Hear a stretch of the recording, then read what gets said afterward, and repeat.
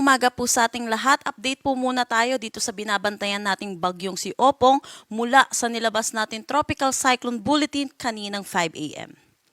So itong si Opong ay nananatili sa Severe Tropical Storm category. Huling namataan kaninang 4 a.m. sa line 440 kilometers east ng Giwan, Eastern Samar. May lakas na hangin na 110 kilometers per hour at pagbugso na umaabot ng 135 kilometers per hour.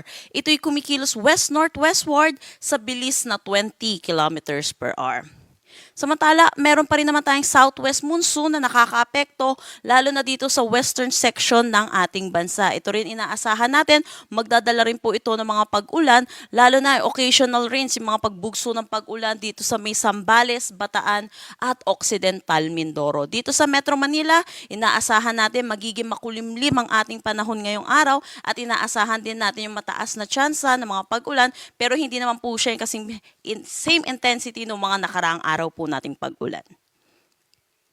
Ito po yung forecast track po ni Bagyong Opong sa Severe Tropical Storm Opong. So ayun po, magkaroon po tayo ng changes dito sa ating track. Pero dito po nakikita natin, mag-intensify siya into a typhoon category ngayong araw. At lalapit po ito bilang typhoon dito sa may Eastern Visayas. So inaasahan po natin, mataas ang tsansa po ng mga pag-ulan, mataas na volume ng pag-ulan, lalo na po dito sa may Northern Samar at Eastern Samar. Nakikita din natin dito sa ating forecast track ang paglandfall niya po somewhere dito sa may Bicol region at kung makikita din natin, severe tropical storm na lamang po siya or bahagya siyang hihina dahil sa interaction niya sa ating kalupaan habang palabas po siya ng ating kalupaan. So nakikita din natin, by Saturday 2 a.m. nasa labas na po siya ng kalupaan natin.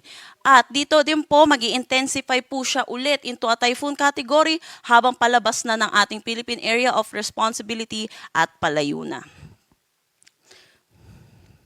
So ngayon po, nadagdagan na po yung ating mga tropical cyclone wind signal. Signal number 2 dito sa may Catanduanes, Sorsogon, southern portion ng Albay, northern Samar, northern at central portions ng eastern Samar, northern at central portion ng Samar.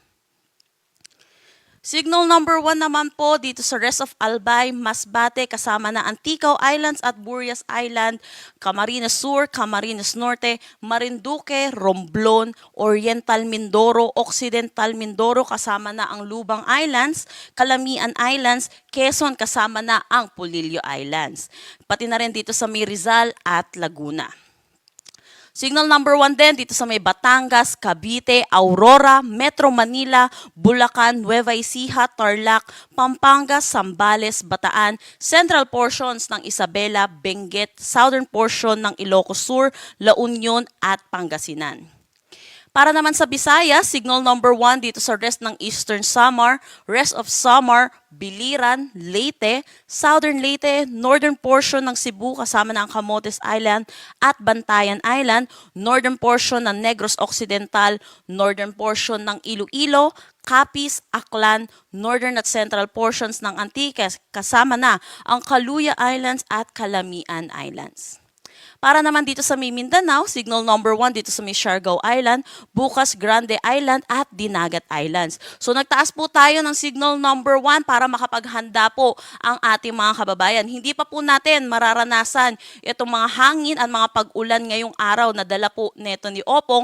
Pero ito po, naglabas tayo ng signal number 1 na may lead time na 36 hours para makapaghanda po tayo sa mga nabanggit ko pong lugar.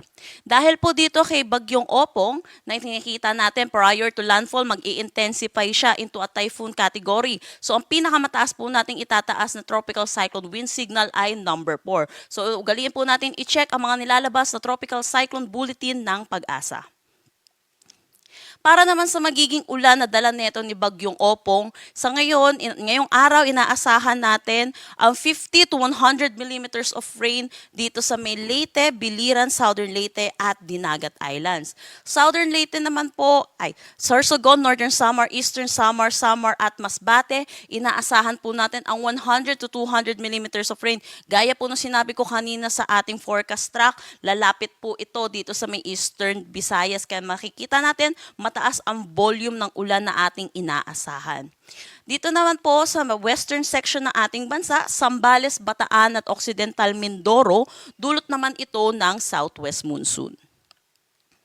Para bukas, ito po yung araw na magiging maulan po yung ating bansa at inaasahan din po natin ito po yung pagtawid nitong bagyong si Opong. So inaasahan po natin makakaranas din ng mga pag-ulan dito sa malaking bahagi ng Cagayan Valley, Central Visayas, pati na rin dito sa Metro Manila, Calabarzon. Kung makikita natin, naka-color red or above 200 millimeters of rain ang inaasahan natin dito sa May Quezon.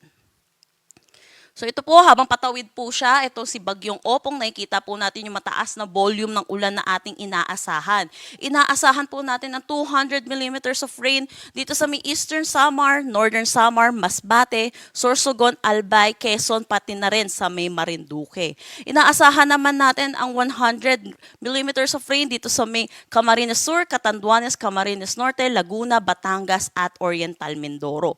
Kita dito din sa nalalabing bahagi po ng ating Visayas, yung mga color yellow po natin, kasama na ang Palawan, magiging maulan din po sa kanila with 50 to 100 millimeters of rain. So iba yung pag-iingat po para sa ating mga kababayan, para sa mga posibilidad ng mga flash flood at mga pagguho ng lupa. Ugaliin din po natin i-check yung mga nilalabas ng ating mga local PRSD na heavy rainfall warning, rainfall advisory o kaya mga thunderstorm advisory.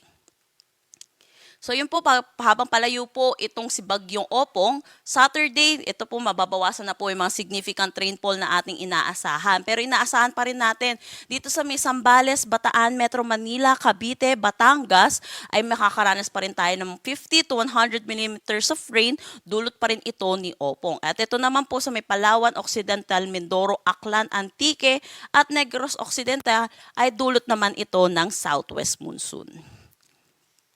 So sa ngayon, wala pa naman tayong nakataas na anumang gale warning sa anumang seaboards ng ating bansa. Pero inaasahan po natin ngayong araw magtataas na rin po tayo, lalo na dito sa eastern section ng Visayas, pati na rin dito sa may Bicol region. So pinapaalalahanan po muna natin yung mga kababayan po natin mangingisda at yung mga sasakyan maliit pandagat, delikado po pumalaot sa ngayon.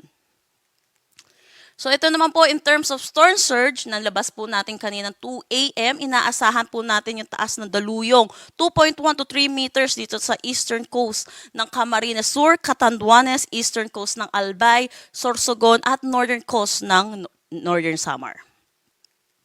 1 to 2 meters naman po dito sa may Aurora, Pampanga, Zambales, Bataan, National Capital Region, Bulacan, Cavite, Batangas, Quezon, Occidental Mindoro, Oriental Mindoro, Romblon, Marinduque, Camarines Norte, Western Coast ng Camarines Sur, Albay, Sorsogon, Masbate, Samar, Eastern Samar, Biliran at Leyte. So pinapaalalahanan po natin yung mga kababayan po natin, lalo na po yung malapit po sa coastal areas, hanggat maaari lumikas na po tayo, makinig po tayo sa ating mga local government units, sa mga paalala po na kanilang binibigay, lalo na po sa paglikas po.